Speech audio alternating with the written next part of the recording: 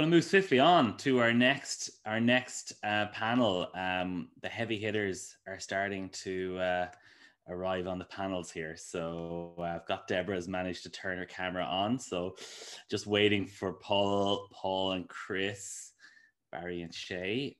If you guys can knock on your cameras. Okay. We are good to go. So hey Chris, how's it going? So nice to see you all again. Great. It's been I've spoken to some of you during the year, but it's been a year, probably to the day, since Chris and Paul we met last. Great to have you here. Our topic for this session is a member experience masterclass, creating a rock solid community that will weather any storm. So I think we have the right people for that. So guys, let's start with some introductions. So Debra, hello, and tell us a little bit about yourself. Thank you so much. This has been a really, really fun morning, really a great panel. I guess we're in a lot of different time zones, but for me, it's the morning. So hi, everybody. My name is Debra Strougo. I got started in the fitness industry about 20 years ago in the New York City scene. It was more of a hobby job for me, teaching classes at all of the gyms, Equinox, Crunch, you know, all of those big New York City centric gyms, tons and tons of different modalities. I met my husband in the fitness scene where we were instructors. In parallel, I had a job working in the publishing industry, dealing a lot with content and aggregation back many, many years ago when that was just getting started. And we're kind of at that point now, finally, for the fitness industry today, where we're bringing digital content and monetizing it and all of those sorts of things. So that's been an interesting thing to watch. Spent a good chunk of time also in the tourism industry, and then decided that it was time for my husband and I to do something and build our own fitness brand. And so we built Row House to starting in 2014, one studio. And now we've scaled as a part of the Exponential umbrella to franchises pretty much around the country. So it's been a fun ride to see everything going on in the fitness industry. I do some consulting and advising now because really at the base of it, I'm just super excited for where this industry is going and all the innovation around it. So thank you for having me on this panel with all these other great people. Yeah, thank you, Debra. And I saw you on Wall Street there last week, so we'll hear more about that later on. Paul, say hello and tell us a little bit about yourself. Morning, good afternoon, good evening, wherever you are. Yeah, technically I'm Dr. Paul Bedford. I have a PhD in behavioural psychology applied to the health and fitness industry. And I've also been in the industry a long time, 30 years now. Started off as a fitness instructor, been a personal trainer, trainer manager, run clubs, did almost every role except for sales. But my focus now is I work with medium to large size operations globally to help them improve retention and their customer experience in their business. So clients have included Anytime Fitness, Gold's Gym International, Marriott Hotels, as well as many, many others in various parts of the world. So that'll do. I'm here to answer questions. Well, thanks, Paul. Thanks for coming on. Barry and Shay, I see you found the babysitter. So we did. Great to have you both here. So yeah, say hello and tell us a little bit about yourselves. We just stashed her under the desk. Hi, I'm Barry. And I'm Shay. And together we are Fitness Career Mastery. What we've noticed is that when you enter the industry, there's no roadmap. You open a studio, you get certified as an instructor, and then you're kind of left to your own. So what we've done is we've filled that gap. We provide you with the roadmap and the tools to build successful heart-led businesses and immersive experiences for your clients. So you can transform the lives of the people that you were meant to serve with confidence and competence, and feel really good about what you do, knowing that you can stand out from the crowd. Excellent. We've been working together for a number of years. Both of us started as instructors. I taught in New York in the middle. I was born as an instructor in the middle of the boutique fitness boom. Barry was working in Dubai, and I was sent there to train him, and that's how we met. We've been friends and working internationally now for 7 years together in in many different ways. And then Barry launched a podcast episode, or not episode, a podcast called Fitness Career Mastery, of which I came on as a guest, and I was working as a consultant, and we decided to join forces, and that's how Fitness Career Mastery was born. So, and now we have a baby. And a 15-month-old baby. Yeah, so we do one-on-one coaching. We have group coaching intensives for brand building, as well as a Group X conservatory, and the podcast, of course, and all kinds of free resources to give people the tools and the knowledge they need to feel successful and master their careers. Excellent. Okay, looking forward to finding out more. Okay, so Chris, good to see you again. Tell everyone a little bit about yourself. Good to see you too. Thanks for having me. So over 20 years experience in our industry, started as a group exercise instructor and personal trainer, and then kind of went through the ranks all the way up through every position imaginable, to then owning and operating several different clubs of different models. So a lot of experience in sort of a diverse way. Currently, I own and operate Be Military Fit Los Angeles Westlake, as well as the Empower Group, which is a full service consulting group that does everything from workshops and trainings all the way up to facility management. But I think the most important thing is that I've basically taken all the hard work that Paul Bedford has done over the years, all the data, the research and all that, and then just use that and apply best practices to it. So Paul does all of the hard work, and then I simply implement it at the different things that companies I consult with and own and operate. Excellent. Okay. Sounds good, and it's good. It's good we've got you here together, so we can figure out who's really the brains of the operation. I'll start with. Sorry, Paul. It's Marissa. I'll start with you, Paul. So our topic today is all around, it's the member experience masterclass. But help me first, just put a definition on member experience for us. Where do we start? Okay, so when we're working with our clients, we break member experience, member journey, and members customer experience, customer journey, customer service into three different things. Customer service is the practical application and is usually problem solving on a face-to-face basis. So most customer service issues are about problem solving. Customer journey is the map or the process that we take people through, or we might draw out and say we want this to happen, this happen, this happen. And then customer experience is actually the emotional relationship you can create with a customer by delivering those processes and delivering those services. So for me, when we talk about customer experience, we're talking about how you create memorable experiences that people have an emotional connection to. Because if you really want to build community, you have to build connection and you have to build emotions. And really your relationship with anybody is just a group, is multiple moments of positive emotion. So if you think of emotions as a moment and there's an emotion, a moment, there's an emotion, a moment, there's an emotion. Your experience and your relationship is based on multiple moments that have positive experiences. So yeah, a bit deep, but that's how we do it, because then we can break it down into how do I create an emotion? What's the moment that goes with that? Yeah, it's really interesting. And just to kind of stay on that point, like tell me, I'm sure there's businesses that you walk into that are totally blind to creating this emotional experience. And tell me a little bit around how you help them change their mindset.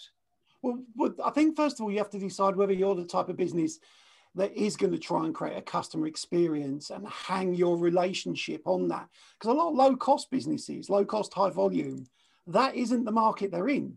They're not about creating an experience. They're doing transactional. You give us money, we'll give you access. And there's a lot of businesses, and that's fine. We see a lot of airlines like that, and that's fine. But I walk in and, I start with people and say, right, if I join today, talk me through what happens. And they go, oh, well, you walk in, you go through the sales process, then we bring over the PT manager and we try and upsell your PT, and then we do. And then you get to the end of that, and I say, then what happens? And they go, well, then we're going to onboard you. And I go, okay, so what happens in the onboarding? And they describe that. And I go, then what happens? And they go, what do you mean? I say, so I've joined on one day, and I had an onboarding on another day. So that's 2 moments with you. What happens after that? Well, you just come and train. and they don't think about the gap between when someone's onboarded and when they're actually thinking of leaving. They just leave them to themselves at that point. And it's usually, if they're half decent, they suddenly, the light bulb goes on before I say anything. Whereas some just go, actually, but that's our business model. And I say, well, why have you got me here? Because we got a problem with retention. Why do you think that might be? Well, we were hoping you could tell us that. So it's a short conversation, and then and they figure it out. Well, if they don't figure it out, then they're going to have deep pockets, because I'm going to make them pay for not being intelligent. Okay. Very, very interesting.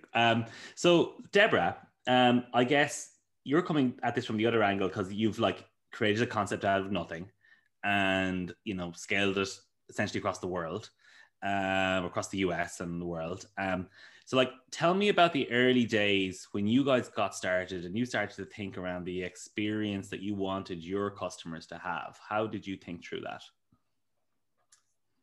Yeah, well, so many different places to go with that question. I think, what Paul says is very interested in breaking down the customer experience, customer journey, and customer service. I wrote that down, Paul. Thank you for that. I always referred to it as kind of like the A to Z experience that the customer had the minute that they touched your brand. So I thought very heavily about when they saw the brand out in the market, wherever that would be, whether it be digitally or, in a grassroots type initiative or through somebody that knew it, like a referral type thing. When they saw that brand, what were we saying about it? And then when they came in, how did they feel about it? And then that experience and coming through and being touched by the people in the brand, was everybody really kind of, going in the same direction with regards to the terminology and the messaging that we were using. And if we did that, and if we did that well, and if we did that consistently, then we had something to measure against, right? And then in any brands that you're building or business that you're building, yes, you need those different, the dashboard or the different metrics to measure against, to see, am I acquiring customers better? Am I retaining them longer? What is my average price per customer? And, and by the way, the same thing for the staff, right? Because the staff is only going to be happy if they know what job that they're doing. So really for us, it was kind of building that whole story and matching it to our perception of what the client wanted, having been in the fitness industry in so many different modalities, and then striking the really good balance between education of a new concept, a new form of fitness, right? Because we are not rowers, we are fitness people that believed that this was a really good, solid form of fitness when we developed Row House, but really kind of balancing education, because you need it to figure out how to do this modality, with entertainment and people wanting to come back. Because, and as I put this on the LinkedIn poll, or the LinkedIn last night on my little teaser for Glofox, the moral of the story is, are they going to come back, and are they going to bring friends? And if they're not going to come back and they're not going to bring friends after each and every visit, to that point with, Paul, you have a big retention problem, and it's going to cost you a lot of money to go out and get new customers. So that's really how we've thought about that. And what, just one follow-up, what kind of mistakes did you make on the way where things weren't really clicking? Give us an example of a lesson that you maybe learned in the early days. Maybe to trust the wrong people. I think, there is this notion, I've heard it talked about a lot recently, that you need to go out and get really expensive corporate staff. You need people with MBAs, you need with this and that. And some of us as entrepreneurs, we certainly need resources, and we certainly need to go out and find answers to questions and keep moving in the right direction and get advice from people who have experience. But the fitness industry is really interesting because we know our clients so well, having worked in the industry and so many different aspects of it. And so taking those client insights is truly what I believe scales these businesses the best, is our ability to actually touch. And when you take somebody that has whatever great credentials, MBA, and kind of slap them on top of the business, it doesn't necessarily mean you're going to drive that business forward. Okay. Yeah, makes a lot of sense. So maybe Barry or Shay, I'm sure you're encountering a lot of businesses that are maybe in their early stages of their development, and maybe haven't figured out the member experience, or kind of maybe they're passionate and they are emotional about their own business, but they don't really know how to get that into a system. How does that work, and how do you talk them through that?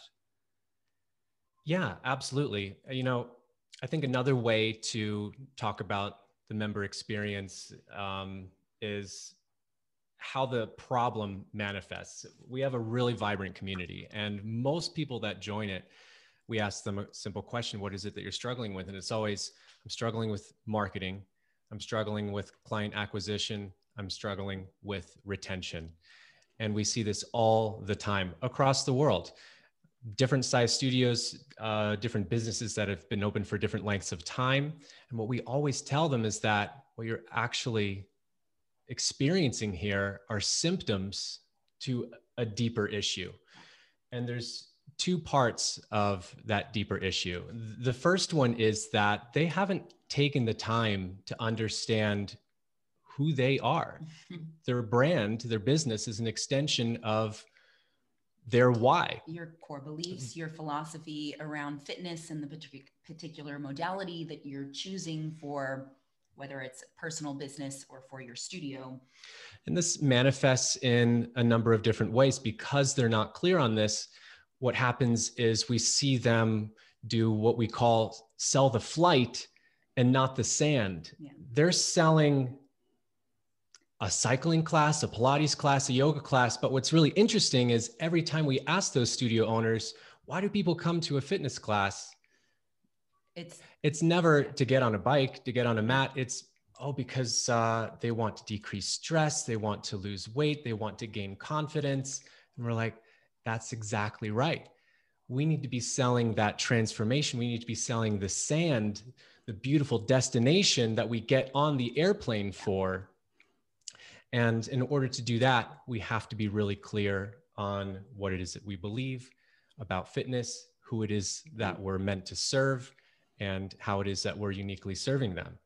Another way this manifests is through the actual, the experience once the client comes through the door. So in the workout. So we see there's a disconnect between maybe what the business owner wants to provide for the client and then what's actually happening in the studio, usually because there was no time or any investment in training in essentially what we call product development. So in the studio or the facility or even the equipment is not the product. The product is the instructor and the experience that they're providing for the clients. And so I think especially those smaller businesses, they see the big brands and they're like, I want to do that. And so they'll copy elements of how they, or of what they did to become successful, shiny exterior, instead of how to become world-class. So what's underneath all of that makes that brand so successful. I love so many things about what Debra shared. It's like really like being in it and knowing your client and what just that simple thing of, we're not rowers, we're fitness people. And this is a vehicle for like that transformation. Like that clarity on exactly who you are and what you do is so necessary. And many people entering the industry aren't that specific. So then they're hiring instructors that have certifications and saying, just teach this class.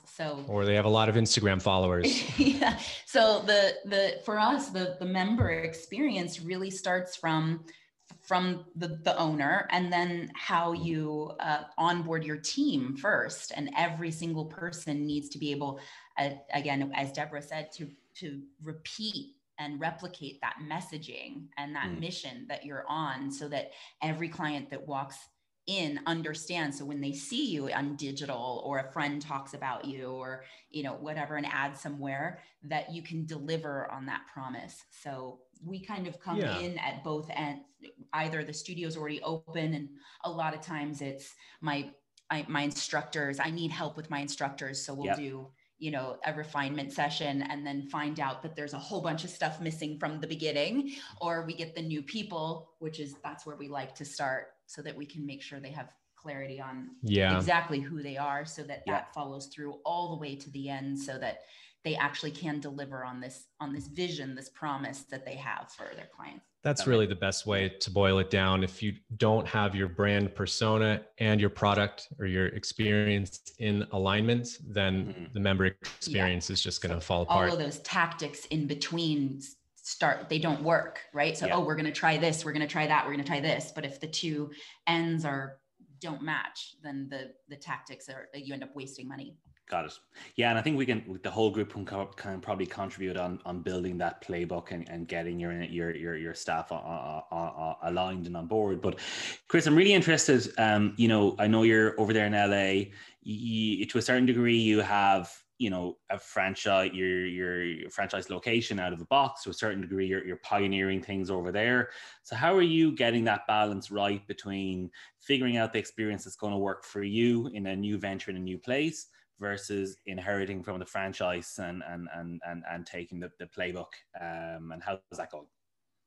It's good. And I think to kind of pile onto what everybody was saying, experience is the real differentiator, right? Because people can get fitness anywhere. And I think one thing the pandemic taught us is that, prior to the pandemic, if I said, hey, Debra, can I train you via Zoom? You'd have been like, no, weirdo. Like, that's just the most odd thing I've ever heard. Now, we're doing conferences and you're drinking with people on a computer, which may have been considered a problem prior to the pandemic. But the bottom line is, people, if they want to get fit, they can download MyFitnessPal to track their food. They can run outside. They can do free videos on YouTube to get fit. So I've always believed experience was the biggest differentiator, and the pandemic brought that to light. If you're not creating this experience that all the panelists have talked about, that is memorable and engaging and that people desire, then you're never going to be successful. So even with our, piloting this first franchise location for Be Military Fit, and we're adjusting it for the US market, they've got all kinds of systems in place, but we are still fundamentally starting with, it's got to be an incredible experience. We even call it an outdoor workout experience. That's always part of it.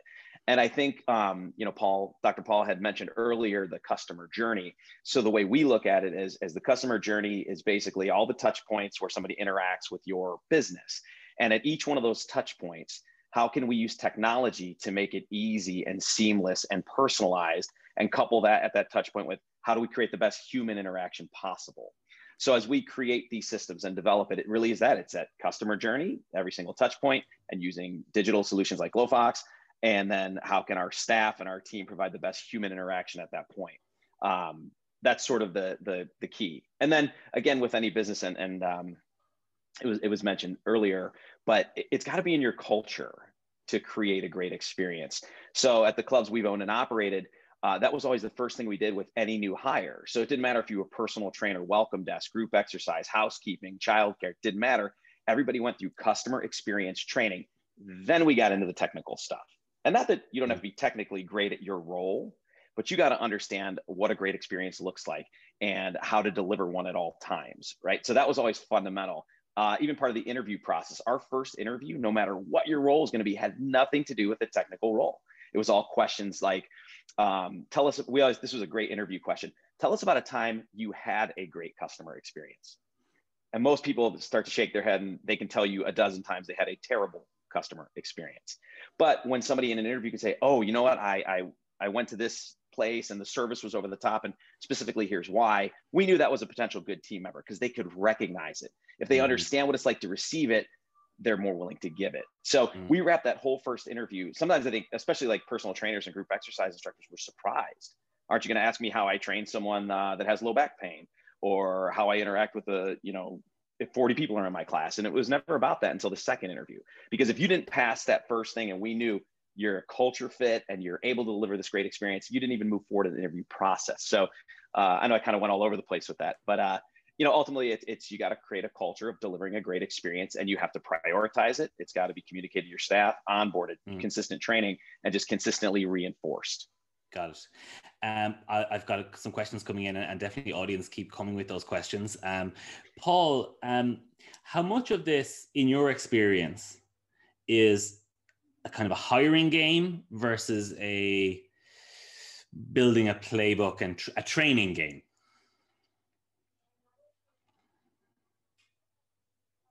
I think you're on mute, or else you're just... No, I went on mute, so I didn't start sneezing during the presentation. look, I've not been asked that question before. I don't think I don't think you can separate them that easily. I think Chris just, described it really eloquently in that you've got to have the right people, but then you've got to have the right processes. If you have the right processes, but the wrong people, it doesn't get delivered. If you have the right people, the wrong people and the right processes, it still doesn't get delivered. So I'm not sure that I can just go, oh, it's this. It wouldn't be as simple as that. Got it. Okay. Tell us then maybe in a little bit more detail, this is straight from the audience, like some of the processes that you do implement with coaches or with staff to help them build better relationships. Well, we do one of the fundamental trainings we do, which may sound a bit bizarre for the fitness industry, is interaction training. We teach them how and when to interact. So a lot of people can talk to strangers, although there are an awful lot that can't.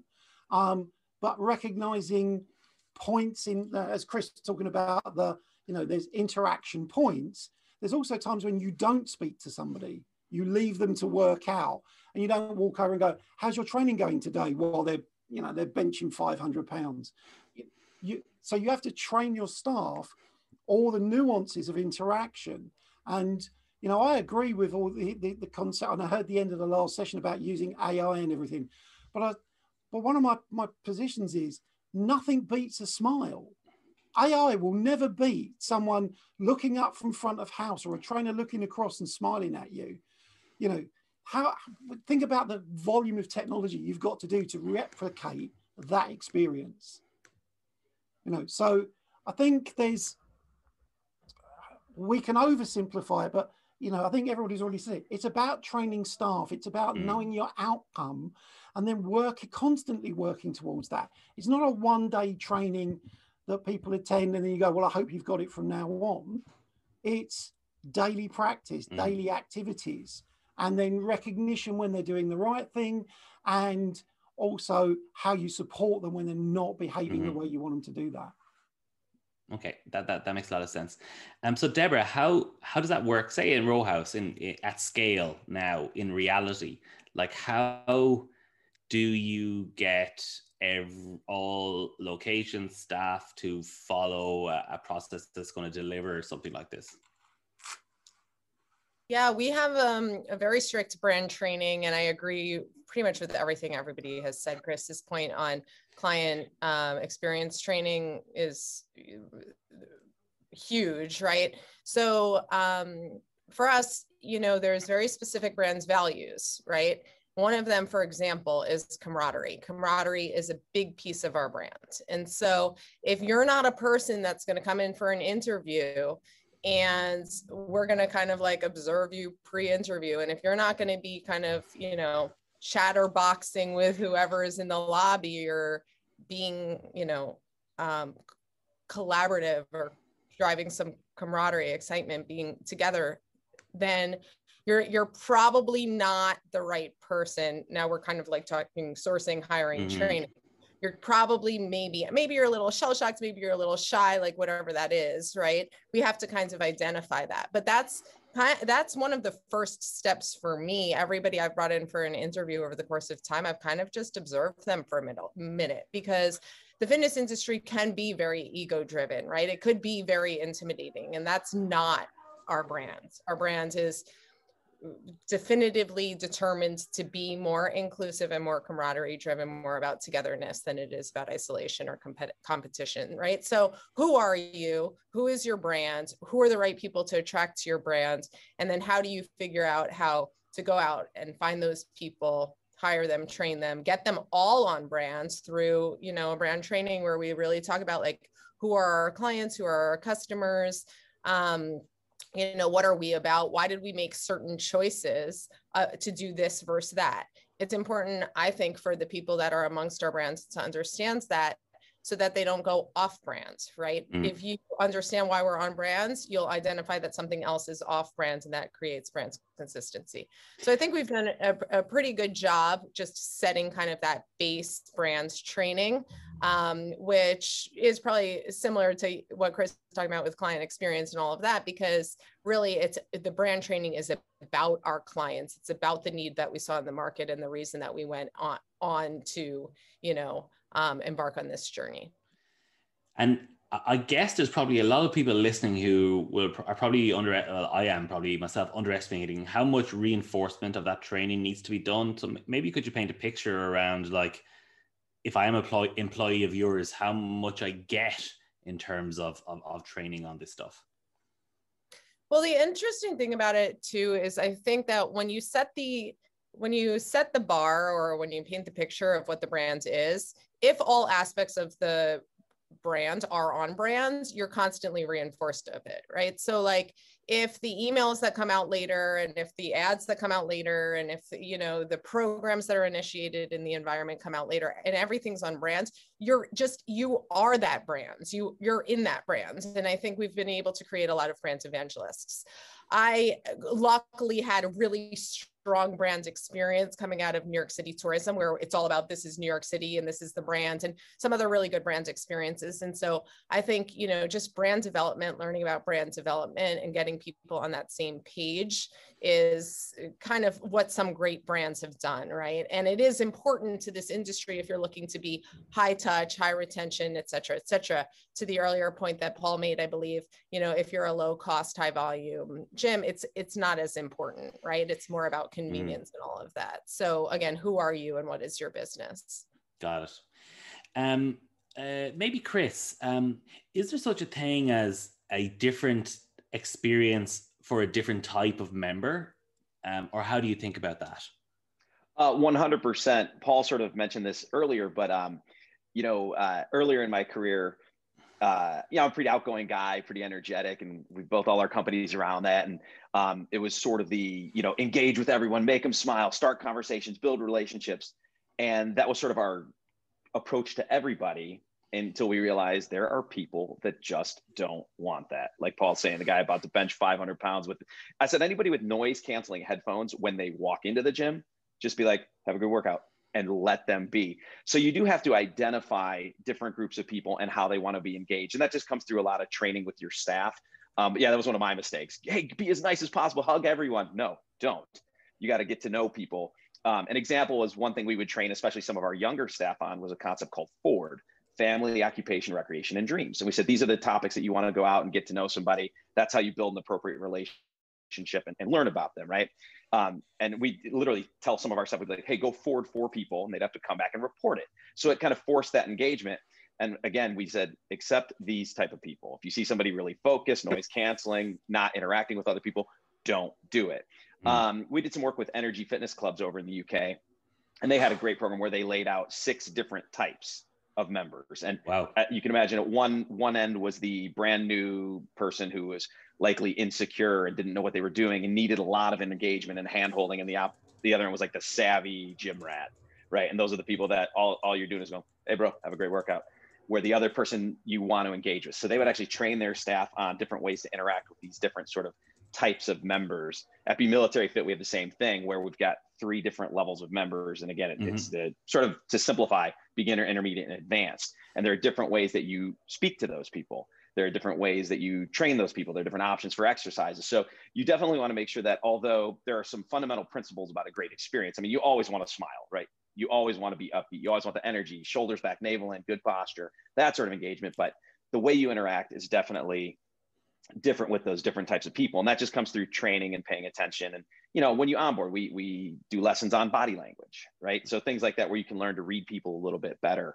And it's really not that hard, right? To understand, hey, Dr. Paul, he wants to chat for an hour, and, Fred Hoffman just wants to be left alone to do his own thing. So that's pretty good. And then I did want to say one thing, because we've been talking about training so you onboard, you teach these customer experience skills and member experience tactics, then you coach them on a regular basis. Because if you don't continue to train them, those skills will be lost, right? So what we always did was we create a 12-month training calendar with refresher skills. So each month has a different focus in the customer experience area. That way, if you schedule it, it gets done. We might think we got to coach this stuff more often, but if you have a schedule and you let your staff know about that, you're reinforcing it on a regular basis.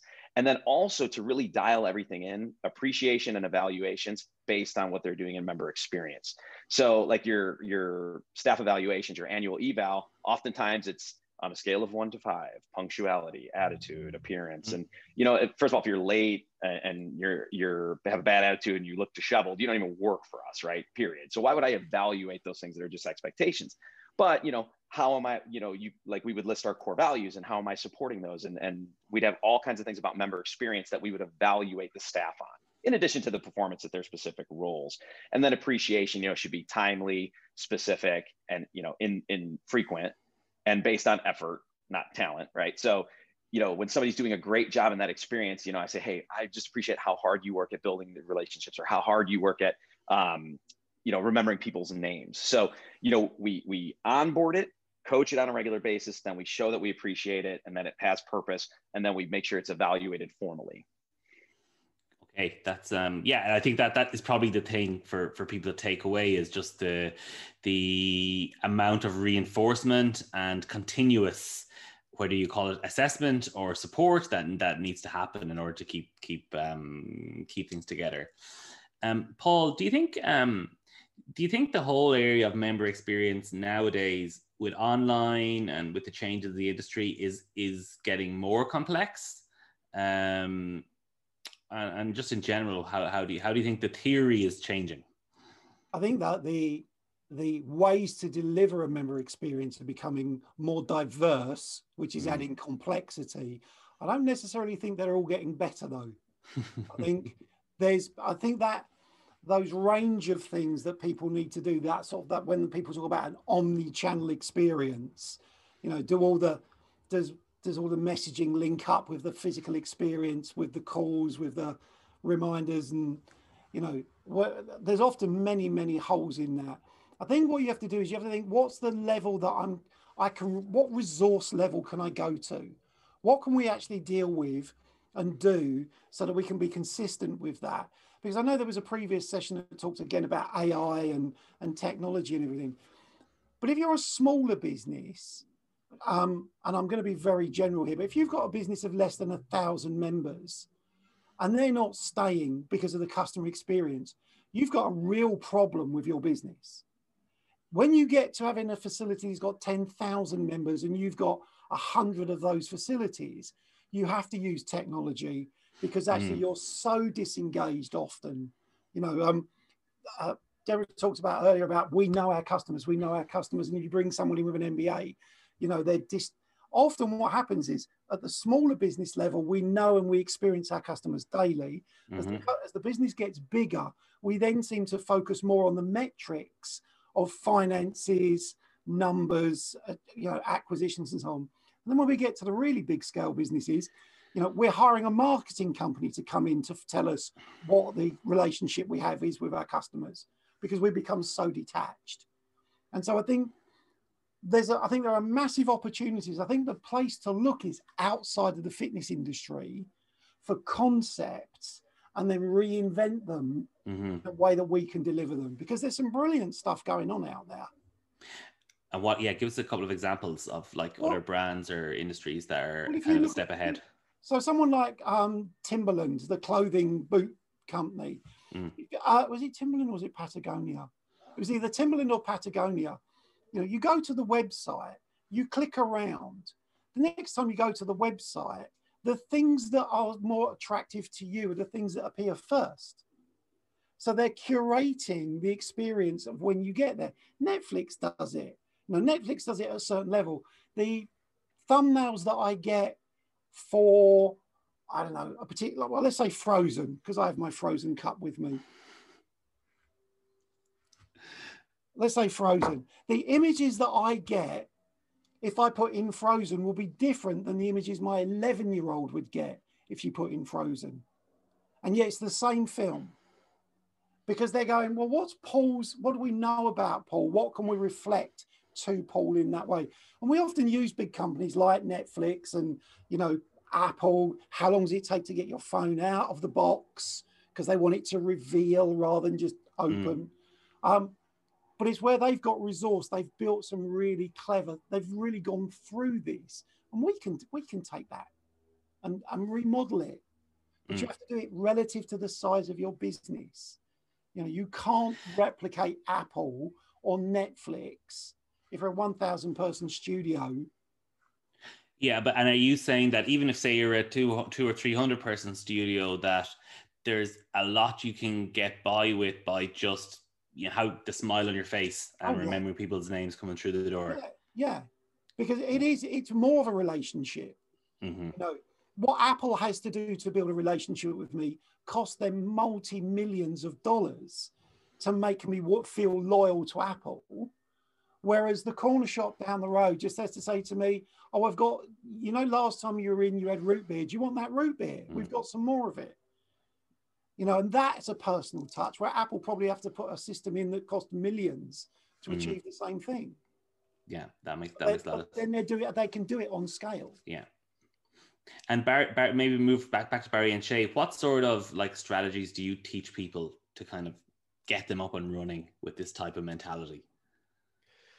Well, when it comes to strategy, it really comes down to going to their heart, whether you're a small business or a big business. Again, the experience that you provide is a manifestation of why you opened the business in the first place and your beliefs around that. It has to do with the type of client that you're trying to serve and the specific pain point that they have. If you are clear on all of these things, it becomes so much easier to put systems into place that reinforce those beliefs every time that you interact with a member. Yeah. Right? Yeah. And then from the tail end, I sort of to go back on, because one of the things that we really work with clients on is actually the experience in studio with the instructor, primarily group fitness.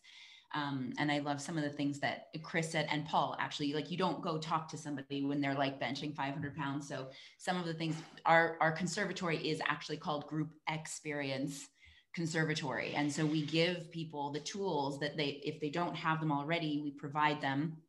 And then a strategy moving forward on how you can continually make sure you're coming back to your team, and all of those things they've learned are implemented, and ways to, praise them, review them, help them when they're falling off of brand.